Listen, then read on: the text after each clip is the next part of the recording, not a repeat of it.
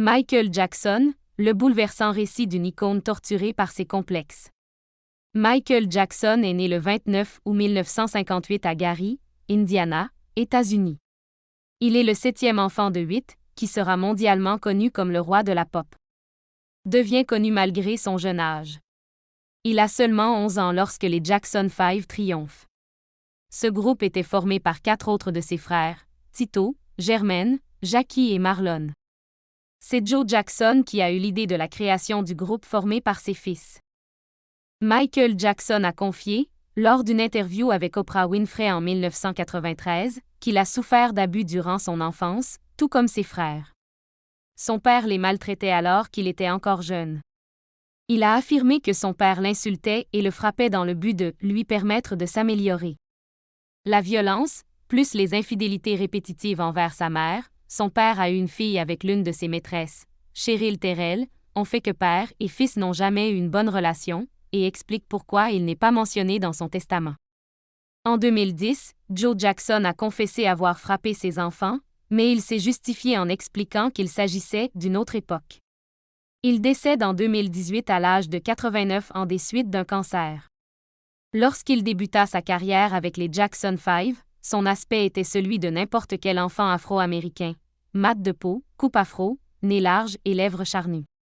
Il était obsédé par son nez, il a réalisé sa première rhinoplastie en 1979, se justifiant de l'avoir cassé en tombant durant un concert. Sur cette photo de 1982, où les changements ne sont pas encore si évidents comme à la fin de sa vie, on peut tout de même remarquer que son nez est plus petit. Au fil des années, on a pu remarquer que son nez est devenu de plus en plus petit, de forme triangulaire et presque sans cloison nasale. Et pendant une période, il a dû porter un sparadrap pour éviter que le liquide nasal coule dans sa bouche, à cause d'un trou dans sa peau, selon la chirurgienne Pamela Lipkin. Un autre de ces changements les plus évidents est la couleur de sa peau. Malgré des rumeurs de traitement pour l'éclaircir, aussi bien lui-même comme ses médecins l'ont toujours démenti. Il a été raconté qu'il avait une maladie de peau appelée vitiligo qui provoque une dépigmentation de la peau. Ceci l'oblige à passer plusieurs heures à se maquiller afin d'unifier sa couleur. Il venait tous les 2 mois et s'est soumis à entre 10 et 12 opérations chirurgicales en 2 ans, alors que je travaillais dans la clinique, a déclaré Wallace Goodstein pour la revue People. Il a également ajouté que son nez a subi plusieurs interventions, qu'il s'est mis des implants dans les joues, qu'il s'est opéré les paupières et s'est fait mettre une fossette au menton. En plus de ces transformations au visage, ses cheveux ont également changé radicalement, il est passé d'une coupe afro à des cheveux lisses. Lisa Marie Presley, fille d'Elvis Presley, a rencontré Michael Jackson en 1974. Leur relation a débuté en 1993, et seulement 1 an plus tard, ils se sont mariés en République dominicaine. Puis, ils ont divorcé en 1996, même si on les a revus ensemble après leur séparation. Dans une interview pour la revue Rolling Stone, Lisa Marie Presley, qui a soutenu le chanteur quand il a été accusé d'abus sur mineurs et d'être dépendant aux médicaments, a déclaré ne pas être fière de sa relation avec Michael Jackson, mais elle en était amoureuse et voulait le protéger. Son 2e mariage a eu lieu avec Debbie Rowe. Cela faisait plusieurs années qu'il était amis. Elle était l'assistante de son dermatologue, puis ils sont tombés amoureux et se sont mariés en 1996. Elle est la mère de 2 de ses enfants, Paris et Prince Jackson, même si des années plus tard, elle a révélé qu'il n'avait jamais eu de relation sexuelle et que le père biologique était en fait un donneur.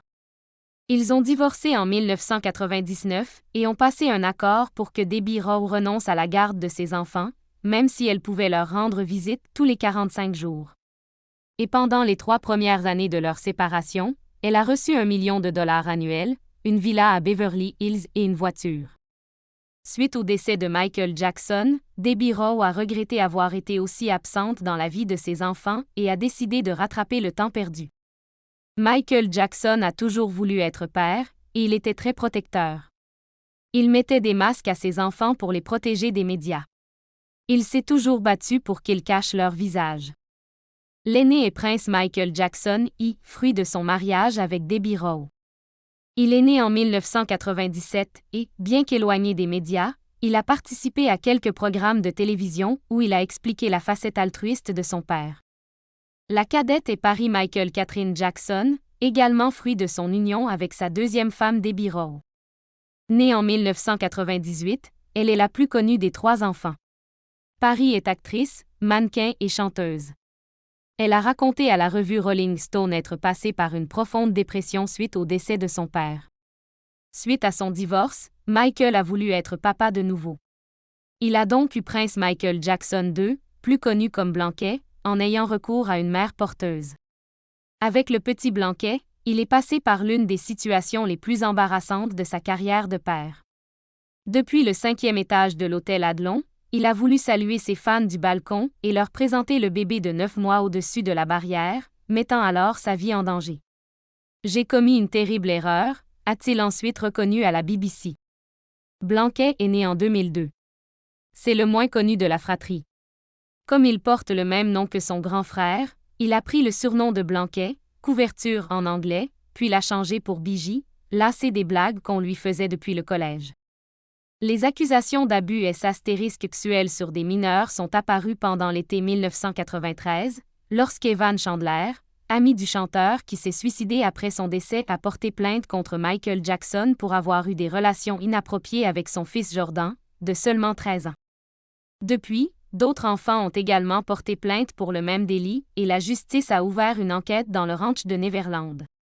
Le cas a été résolu en janvier 1994, après que l'avocat de Michael Jackson ait conclu un accord avec Evan Chandler, qui aurait été payé entre 14 et 23 millions de dollars.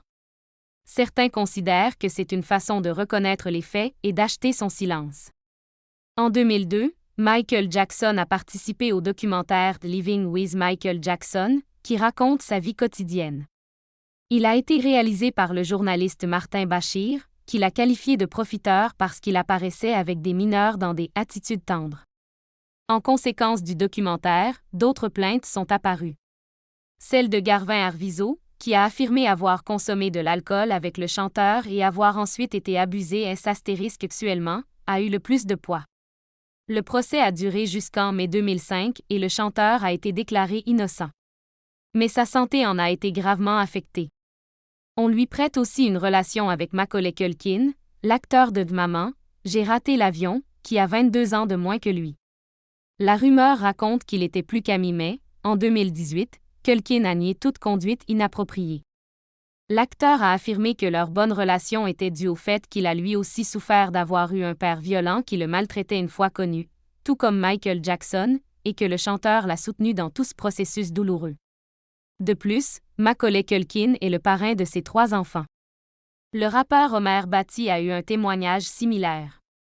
On les a même soupçonnés d'être père et fils. Joe Jackson, le père de Michael Jackson, l'a confirmé, mais le rappeur l'a toujours nié. Ce n'est un secret pour personne que Michael Jackson était accro aux médicaments.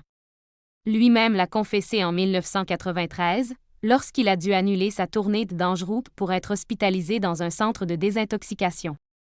Il n'a jamais pu vaincre sa dépendance. Les médicaments qu'il consommait le plus étaient les analgésiques et les opioïdes administrés par ses propres médecins pour, entre autres, sembler plus jeune. Michael Jackson est décédé le 27 juin 2009, à l'âge de 50 ans, des suites d'un arrêt cardiaque provoqué par une intoxication aiguë de propofol, un anesthésiant injecté par son médecin personnel, le Dr Murray, pour combattre son insomnie. Conrad Murray, son médecin personnel, a été arrêté.